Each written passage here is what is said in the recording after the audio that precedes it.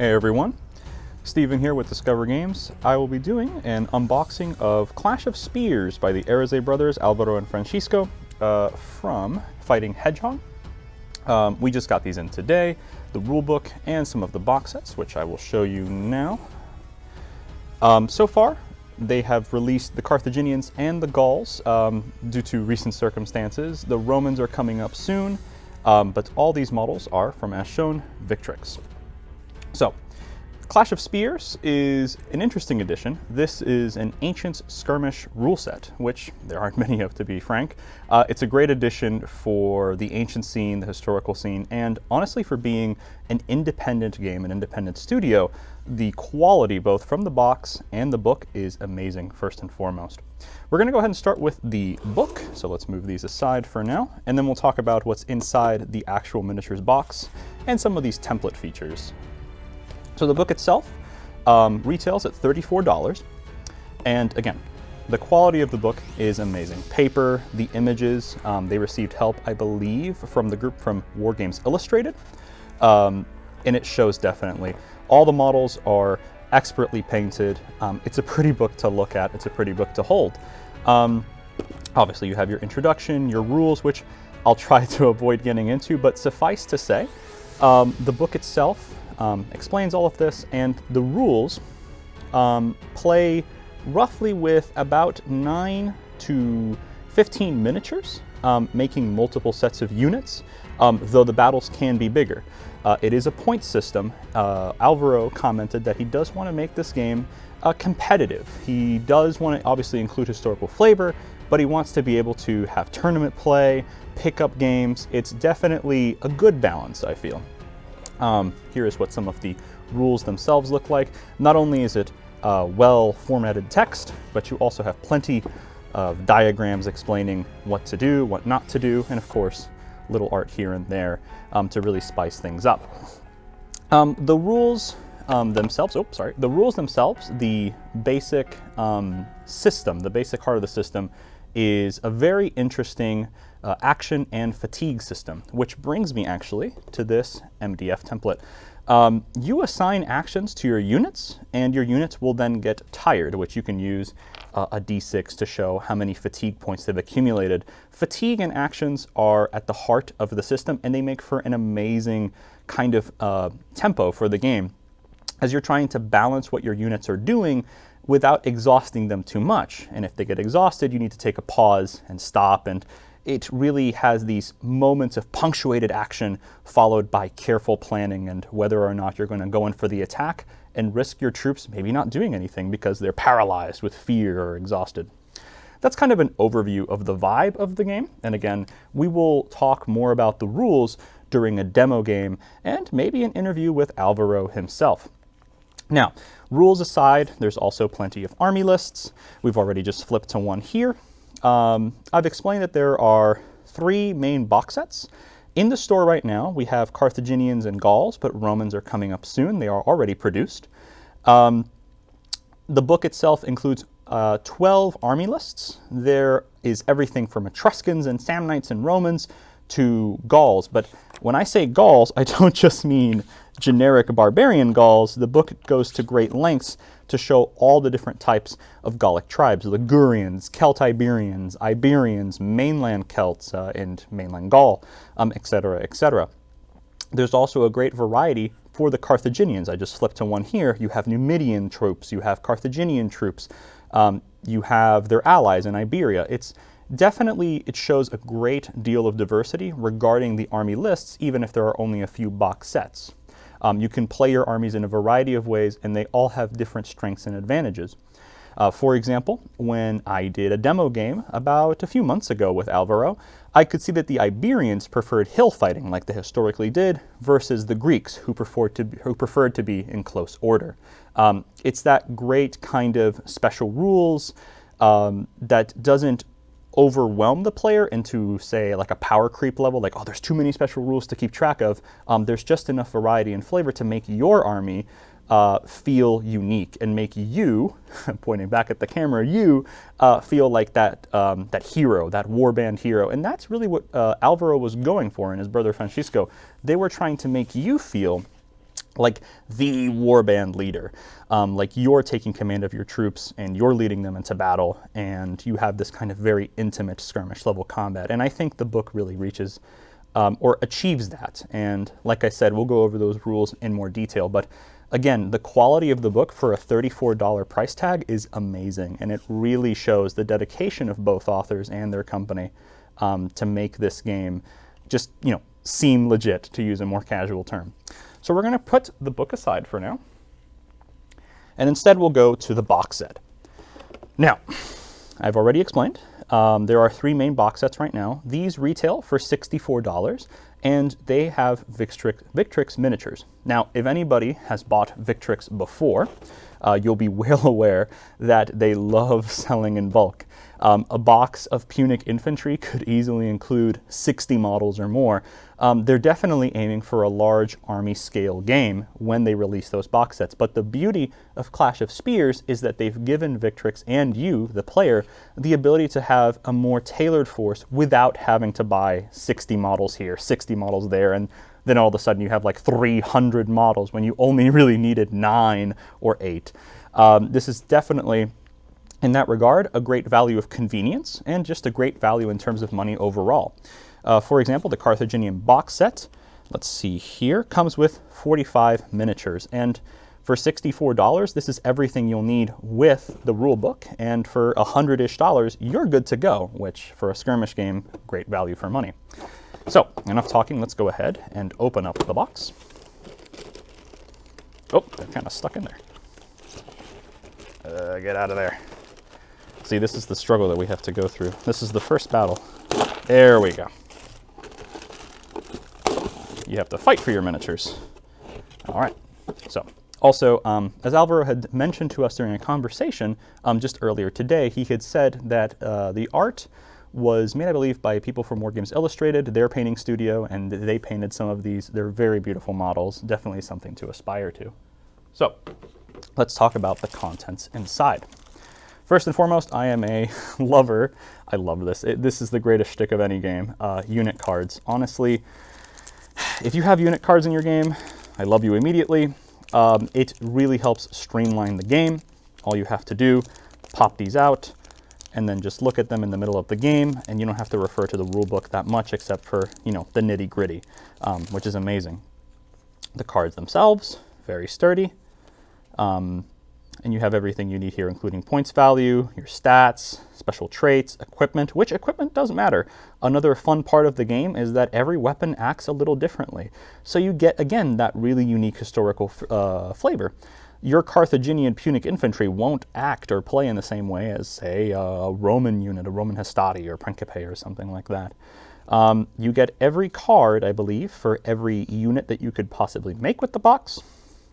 So slingers, Numidian cavalry, Punic infantry, etc., etc., and some pretty art to go with it too. Oh wow, look at that. I didn't even turn the back. See, when they tell you just look at everything, look at all that. You get all the details you need right on the card. Excellent. Very nice quality. Let's put those aside for now. And much like with Victrix, if you're familiar with their packaging, they come in the plastic bags. Normally they would come in the big bags with like a big card top that tells you what it is. So familiar packaging there. Let's just go ahead and open the plastic, and we'll talk about the sprue in detail. Now, for those of you, again, who are familiar with making ancients, Victrix is one of the main purveyors in plastic. They definitely prefer a much more human-like, realistic type portrayal.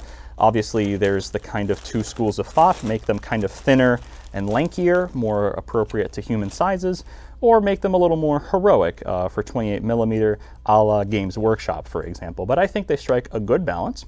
Big, chunky bodies, but the heads aren't overly proportioned. They're pretty, you know, reasonably sized. They have a very realistic look, and I've always liked that about Victrix. It's particularly kind of a more thinner spear. They aren't holding these big chunky javelins. They have a much more proportional body size, but you know, to each their own in terms of style and flavor. But I don't think it can be denied that Victrix makes beautiful models. And let me go ahead and clear out the back so we can definitely appreciate this more with a black background. There we go. So right away, great detail on the plastic models. Right there we have some fellows in chainmail, a gentleman there in light clothing, good for a skirmisher. And then we have some in a linen cuirass, very nice. And again, great deals to pick up with your paint jobs. And these are a great variety of if you want to make them a spearman, javelin men, maybe have a few swordsmen, etc., etc. Definitely, infantry sprues are fantastic, and I actually own a few boxes of this, so I can attest to their quality, different shield types. Again, you know, the later Carthaginian army was kind of a mismatch, but you definitely had that unique kind of Hellenic mixed with like Celtic style as the troops were marching through Italy and picking up gear, picking up Roman gear, using Celtic gear, using their own gear from Libya, etc. It's a great mix of Phoenician and Celtic and Italian influences, and it's a great sprue. So that's sprue number 1. We do have a few more over here. Those are the infantry sprues, which I believe they come with. Let me tell you. We'll bring the bag back. There are 4 of these sprues, and these are the infantry sprues. So 1, 2, 3, 4, 5, 6, 7 models with some kind of armor. And then that's per sprue. And then you have 1 of the skirmishers there, kind of lightly armored, just wearing a tunic or not armored at all. There's even actually, oh, I'm glad I actually looked at the back. So these are some of the Iberian sprues, and I'll take those out, because Victrix not only provides Libyans, but also some Iberians, because as the Carthaginians marched up through Spain, through their colonies there, they picked up some Iberian allies before they picked up the Gauls. And here's a big difference there. You have some Iberian skirmishers or infantry, however you'd like to use them. And of course, different shield designs to match. The big old chunky shield there, spears, multiple spears in one hand, a great variety. And the poses are obviously very lovely. They're not just very static. They have a great deal of customization that you can do. So Iberians and you could say like Libby Phoenicians, Carthaginians. So you can, you can mix both together in there. Let's double check this bag to make sure we aren't missing anything. Nope, yep, so you get 3 of the Carthaginian sprues, and then you get 1 Iberian. So you can have your main line force of Carthaginians supplemented by some Iberians. Now, let's go to the other half, which I have to say, this is lovely. I kind of don't like when the starter sets of a game are kind of like, well, this is the cavalry force and this is the infantry force. I like that they mix both. It's very lovely. You can get different play styles, in one box, which is lovely. So let's go ahead and open the cavalry.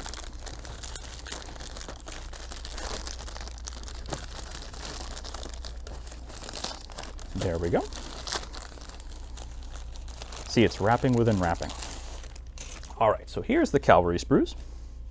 And again, great poses. It's to be expected out of Victrix. Light cavalry here for your Numidian cavalry, your fearsome Numidian cavalry. Men with javelins, riding fast horses, and harassing the enemy. Beautiful banner right there. Let's put that aside for now. Let's double check what other sprues we get. Again, more Numidians. And aha, we have a command sprue here. This is good for, obviously, again, making your command groups or your heroes. You have men with swords, your banner carriers, etc., etc. So your representation of you on the battlefield. And we have a few more extra sprues. These are skirmishers. Again, lightly armored. You can have them carrying slings. Oh, perfect, your ranged units. So honestly, in terms of the variety of troop types you get in one box set, this is definitely a good example of what a box set should be. You have a contingent of missiles, you have a contingent of fast-moving cavalry, you have a contingent of line troops and skirmishers. It gives you a little bit of flavor of everything, so that if you want to expand, you can do so easily, but it gives you that fantastic, great initial start. So you get 3 sprues of these slingers, these missile troops.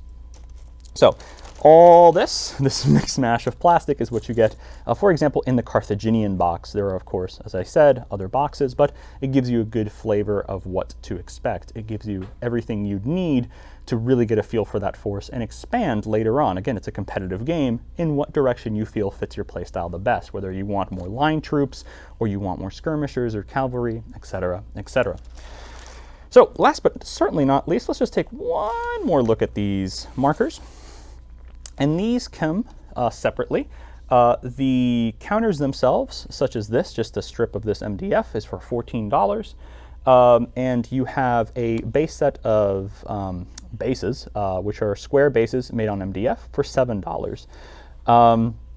Again, these are very helpful for tracking not only the number of actions you've placed on a unit so far, so 1, 2, or 3 actions, but also your exhaustion, which you can track again with a D6. So you can say, oh, my unit has done 3 actions, and they have, I don't know, like what point of exhaustion or whatever, or fatigue, as the game calls it.